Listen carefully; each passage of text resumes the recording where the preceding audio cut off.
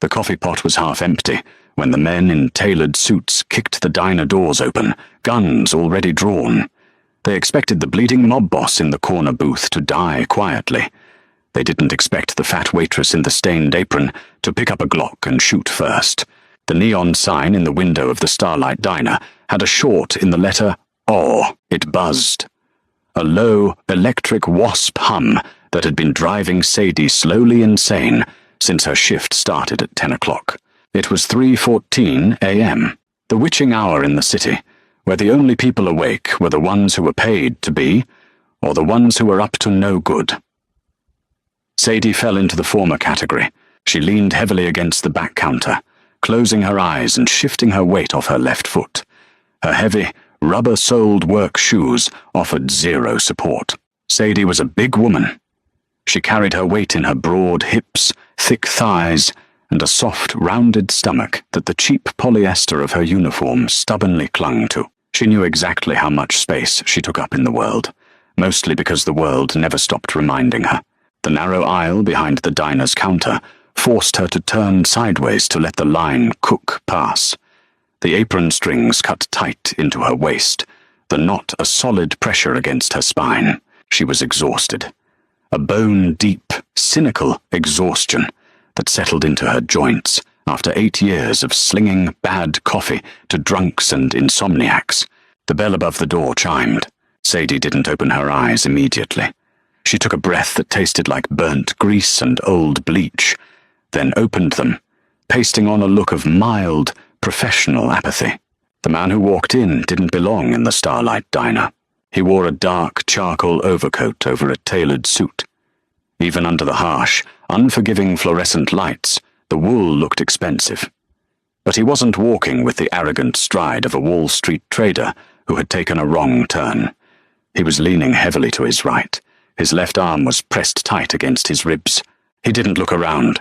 He made a straight, uneven line for the last booth in the back, sliding into the red vinyl seat with a barely audible hiss of pain. Sadie grabbed a stained menu and a steaming pot of decaf. She walked over, her steps solid and heavy, the linoleum squeaking beneath her weight. As she approached, the metallic copper scent hit her before she even saw it. The man was staring straight ahead. His face was all sharp angles and bruised shadows, pale to the point of grey. His dark hair was slicked back, but a few strands had fallen across his forehead, damp with cold sweat.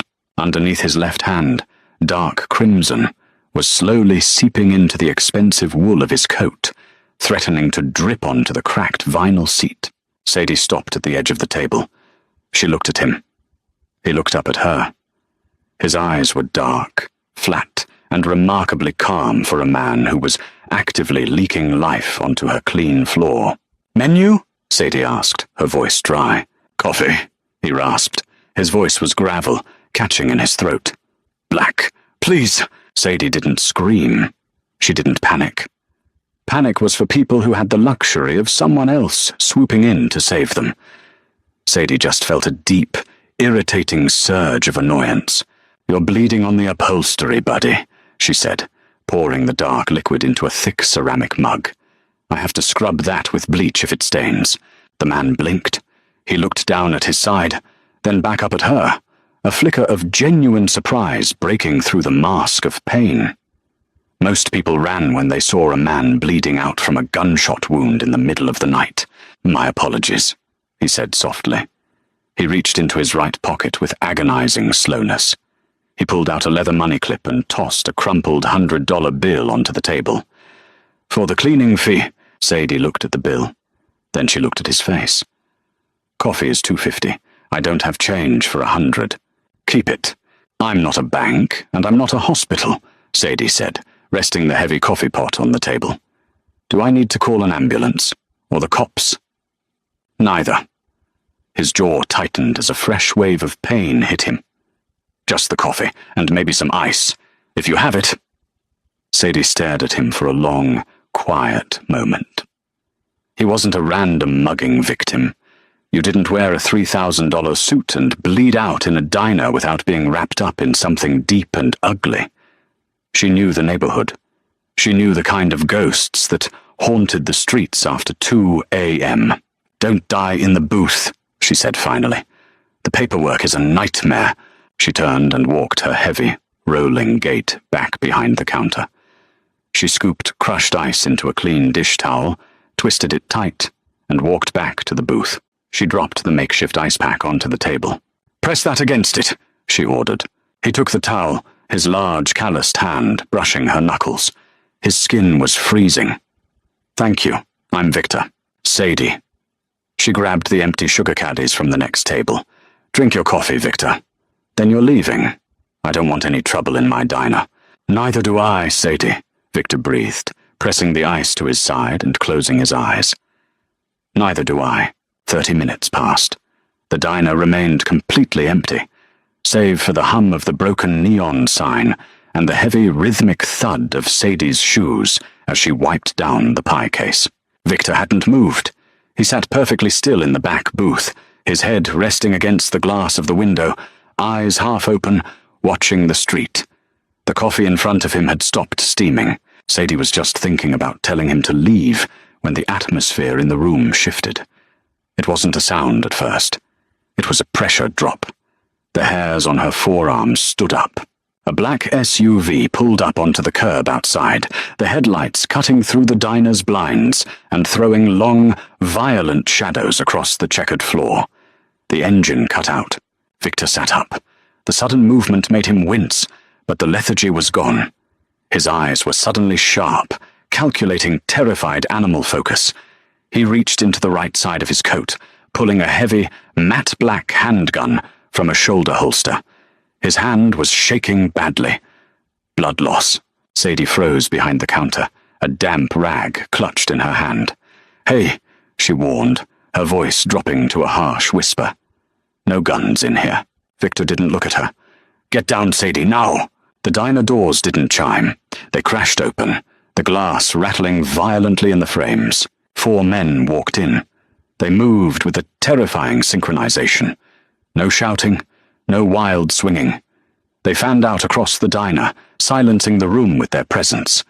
They wore dark jackets, and 3 of them had suppressed pistols already drawn, the long black barrels pointing toward the back booth. The man in the center, taller than the rest, wearing a tan trench coat, stepped forward.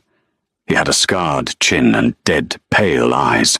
"Victor," the man in the trench coat said. His voice was conversational, almost bored. "You lead us on a hell of a chase, all the way across town just to die in a greasy spoon?" Victor had his gun raised beneath the table, but he was pinned. 3 guns on him. He was losing blood fast, his reflexes shot. "Go to hell, Miller," Victor spat out, the words lacking their usual bite due to his ragged breathing. Miller smiled. He raised his weapon. Victor tried to bring his gun up above the table edge. He was too slow. Put crack. The suppressed gunshot was loud, a sharp, violent whip crack that echoed off the linoleum. The bullet clipped Victor's right wrist. Victor grunted in pain. His hand opened involuntarily. The heavy black handgun slipped from his grip. It clattered onto the floor and slid across the smooth linoleum, spinning twice before stopping dead against the rubber toe of Sadie's left shoe. Sadie looked down. The metal was dark and heavy against her white shoelaces. "Well," Miller sighed, shaking his head. "That's disappointing. I thought you'd put up more of a fight." Miller's eyes drifted away from Victor for a fraction of a second. He noticed Sadie standing behind the counter, her broad frame perfectly still. "Hey, big girl," Miller called out, waving the barrel of his gun lazily in her direction. "Do yourself a favor. Crawl into the kitchen and put your face on the floor. If I see so much as a shadow move, I'm putting a bullet in your heavy ass. Understand?" The other men chuckled. A low, cruel sound. Sadie didn't move. Her heart was hammering against her ribs, a frantic, caged bird trapped in her chest. She looked at the men. She looked at their cold eyes, the casual way they held their weapons. They were professionals, cleaners, and cleaners didn't leave witnesses. They weren't going to let her walk out of here. Not after seeing their faces. They were going to shoot Victor. And then they were going to shoot her, leaving her to bleed out next to the deep fryer. The realization didn't come with a wave of hysterical panic. It came with a profound, icy clarity. Society had taught Sadie her entire life that she was weak, soft, slow, punchline to a joke. But she survived the graveyard shift in the worst part of town for a decade. She hauled 50-pound bags of flour, broke up knife fights between truckers, and stood on her feet for 12 hours a day. She wasn't weak. She was a tank. She was solid mass, bone, and anger. Victor was clutching his bleeding wrist, staring at the men in front of him, waiting for the end. Miller aimed right at Victor's chest. "Say goodnight, boss." Sadie didn't think. She moved. She dropped into a squat, her thick thighs absorbing her weight perfectly. Her hand clamped around the grip of Victor's gun. It was heavy, much heavier than the revolver her dad used to let her shoot at cans in the woods. But the mechanics were the same. She stood up, ignoring the burning in her knees. She didn't cower. She planted her feet wide, settling her low center of gravity, gripping the gun with both hands. Miller's finger tightened on his trigger. He didn't even see her move. Sadie raised the gun, leveled its center mass at Miller's tan trench coat, and squeezed the trigger. The noise in the diner was apocalyptic. Victor's gun wasn't suppressed. The muzzle flash illuminated the dark diner in a brilliant, violent stroke of lightning.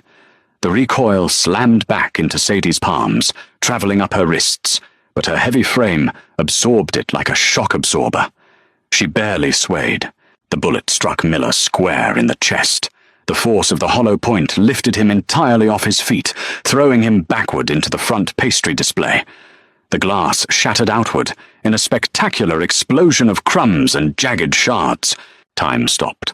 The three remaining gunmen froze, their brains failing to process the impossible geometry of what just happened.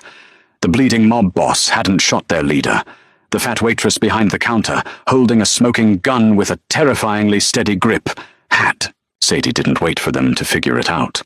Her ears were ringing, her vision narrowing to a tunnel. But survival instinct was screaming in her ear.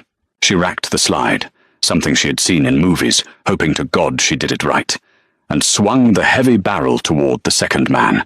"Get down!" she screamed, her voice tearing through her throat, not at Victor, but at the gunman. But they didn't get down. Their shock broke. The man on the left raised his weapon toward her. Sadie didn't hesitate. She fired again. Bang! The second man pitched forward, clutching his leg as the bullet shattered his kneecap. He hit the linoleum, screaming. The remaining two gunmen scattered. One dove behind the nearest booth, knocking over a tray of empty ketchup bottles. The other backpedaled frantically toward the shattered front door, firing blindly in Sadie's direction. A bullet punched through the coffee machine beside Sadie's head, spraying her with scalding water and hissing steam. She flinched, turning her broad shoulder to protect her face, ducking hard below the laminate counter. Silence descended on the diner, save for the hissing steam, the groans of the man on the floor, and the buzzing of the broken neon R. Sadie sat on the greasy floor mats, her chest heaving, the hot metal of the gun pressed tight against her apron. She looked down at her hands. They were shaking so hard she could barely maintain her grip. From the back booth, a low, stunned voice drifted over the noise. "Jesus Christ," Victor whispered. Sadie leaned her head back against the cabinets, squeezed her eyes shut, and let out a shaky breath. "I told you," she panted, her voice trembling but thick with adrenaline. "No guns in my diner." The hissing of the espresso machine sounded like a dying snake. Sadie stayed curled beneath the stainless steel counter, the cold linoleum biting into her knees. The sour smell of old mop water mixed with the sharp, metallic tang of cordite. Her ears rang, a high-pitched whine that drowned out the traffic on the street outside. "Waitress!" Victor's voice was barely a rasp, drifting from the back booth. Sadie swallowed hard, tasting bile and adrenaline. "It's Sadie!" she hissed back, not moving an inch. "Sadie," Victor corrected, his voice tight with agony. "The one behind the booth. He's reloading. You have maybe 3 seconds before he flanks you." Panic spiked in her chest, sharp and cold. She looked down at the gun in her hands. The slide was still forward. It was heavy, hot steel smelling of burnt powder. "I don't know how to do this," she whispered, though she knew Victor couldn't hear her over the ringing. Heavy boots crunched on broken glass. The gunman was moving. He wasn't rushing. He was pacing it out, creeping along the far side of the counter where the pie case usually blocked the view. "Fat bitch!" the man yelled, his voice cracking with rage and fear. "I'm gonna gut you. I'm gonna put you down like a hog." The insult didn't make her cry. It didn't make her shrink. After a lifetime of hearing every variation of it, the words just made her deeply, profoundly exhausted. And then the exhaustion mutated into a hot, blinding rage. She wasn't dying on the floor of a diner that paid her $9 an hour. Sadie didn't try to crawl. Her knees were already bruised, and she wasn't built for stealth. She used the heavy handle of the lowboy refrigerator to haul herself up. As she rose, her hand brushed the commercial coffee station.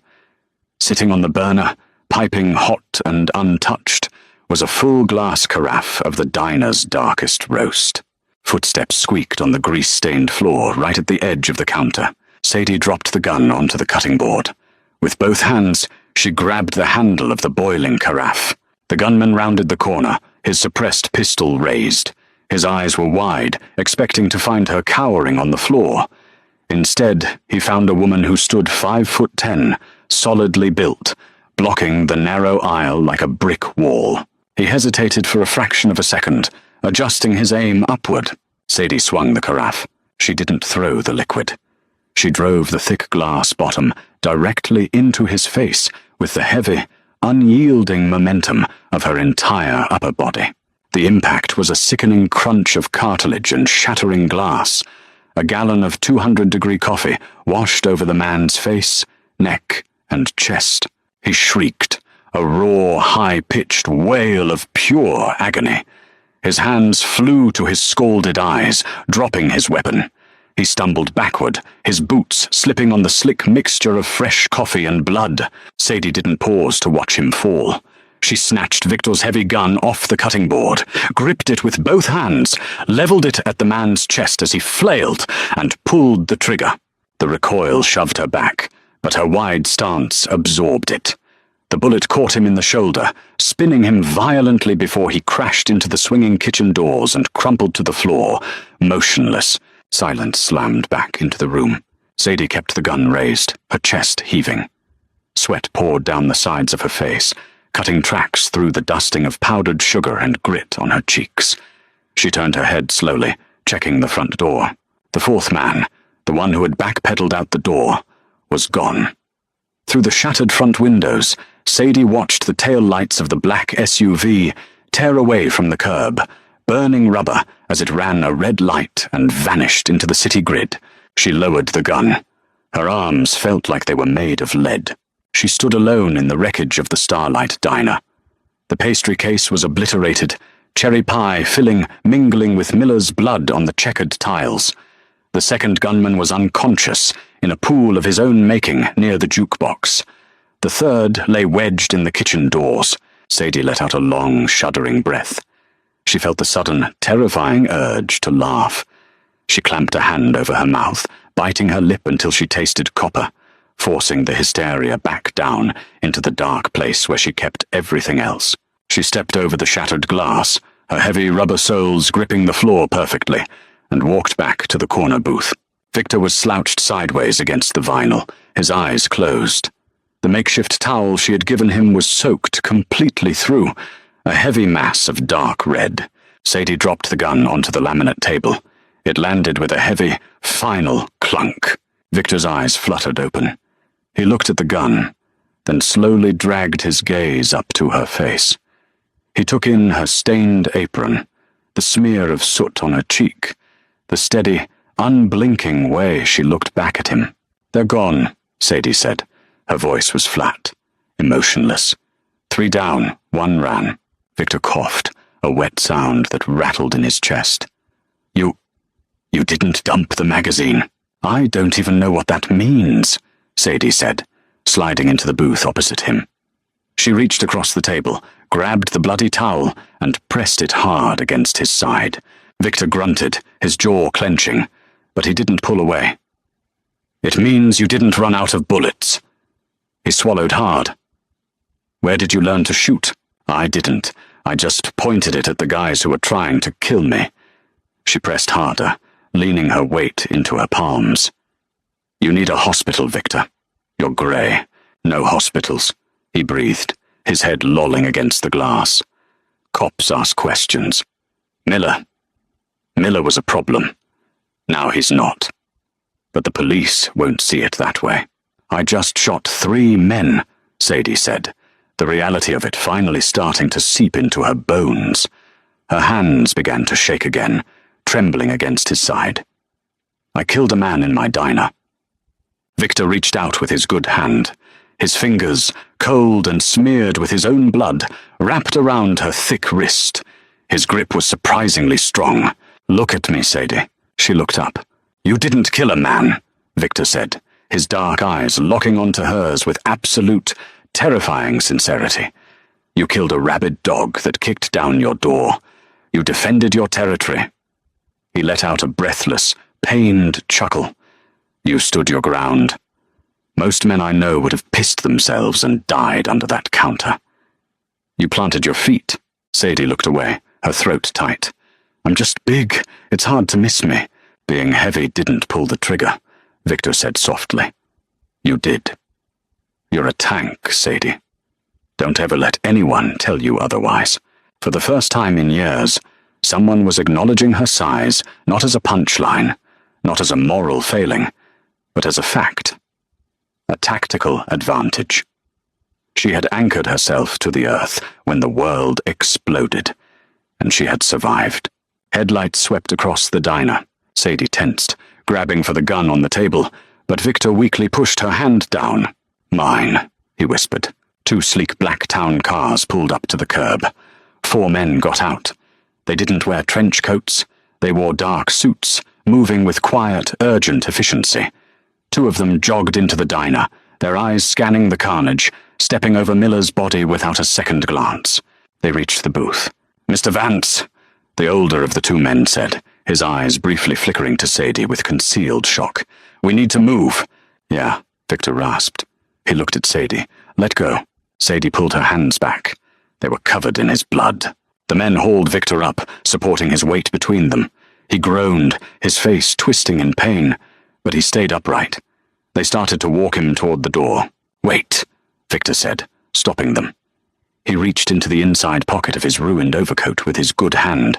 He pulled out a thick, folded bundle of bills held together by a thick rubber band. He tossed it onto the table. It landed in the puddle of spilled coffee. "For the cleaning fee," Victor said. Sadie stared at the brick of cash. It had to be $50,000. Maybe more. "Victor," Sadie said, her voice finally trembling. "What am I supposed to tell the cops?" Victor offered her a tight, bloody smile. "Tell them a man named Miller came in to rob the register. Tell them he slipped on a wet floor and his gun went off. By the time my men are done in here, the police won't find a single shell casing or a drop of blood that doesn't belong to him." He nodded to the other men in the diner. They were already dragging the wounded gunman out the back door, tossing weapons into a canvas bag. "And the others?" she asked. "There are no others," Victor said softly. "You saved my life tonight, Sadie. The Starlight Diner is under my protection now. Forever." They carried him out into the night. Sadie stood in the empty diner. The cleanup crew worked like ghosts, scrubbing the linoleum, hauling out the bodies, wiping down the counters. Within 10 minutes, they were gone. The only evidence that anything had happened was the shattered pastry case and the smell of bleach masking the copper scent of blood. Sadie walked slowly behind the counter.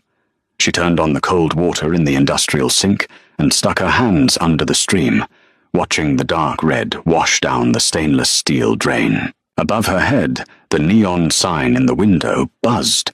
The short in the letter R finally gave out, plunging the front half of the diner into shadow. Sadie dried her hands on her apron, walked over to the table, and picked up the brick of cash. She shoved it deep into her apron pocket. Then she grabbed a rag, walked over to the broken pastry case, and started to clean up the glass. Her shift wasn't over until 6. The diner is quiet, but the story is just beginning. What happens when the criminal underworld realizes the most dangerous person in the city is a graveyard shift waitress who refuses to take their garbage? If you want to see Sadie navigate the dark, violent world she just blew a hole into, drop a like, hit that share button, and subscribe to the channel.